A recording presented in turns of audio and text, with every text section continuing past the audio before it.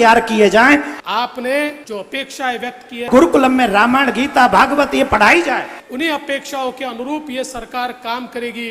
देश के ऐसे पहले प्रधानमंत्री जिन्हें हम योगी कह सकते हैं, एनी हाउ अपनी संस्कृति को बचा के रखा, आगे बढ़ाया। जिस समय देश आजाद हुआ, यहाँ कानून बना के भारत में जो भी प्रसिद्ध मंदिर हैं वो सरकार के अंडर होंगे, सरकार के अंडर ही रहें।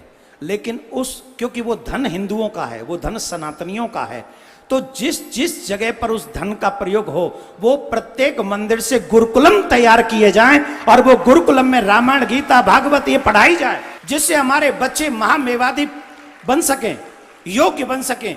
मुझे लगता है ध्रुव, प्रहलाद और मीरा का प्राकट्य पुनः इस देश में होना प्रारंभ हो जाएगा। यहाँ भागवत कथा चल रही है और देवकीनंदन ठाकुर जी ने अभी अभी ये कहा कि संस्कारों की आवश्यकता है, और ये बात भी सही है कि जब जब संस्कार समाप्त होते हैं तो संस्कृति समाप्त होती है, जब जब संस्कृति समाप्त होती है तो सभ्यता समाप्त होती है। हमारी सभ्यता आज तक जीवित इसलिए है कि हमारे संतों ने न संस्कारों को समाप्त होने दिया, न संस्कृति को समाप्त होने दिया। लेकिन भागवत को समझना क्यों जरूरी है? अभी अभी देवकीनंदन ठाकुर जी ने कहा, यदा यदा ही धर्मस्य ग्लानिर्भवति भारत अभ्युत्थानम अधर्मस्य तदात्मानं सृजाम्यहम् परित्राणाय साधूनां विनाशाय च दुष्कृतां धर्म संस्थापनार्थाय संभवामि युगे युगे।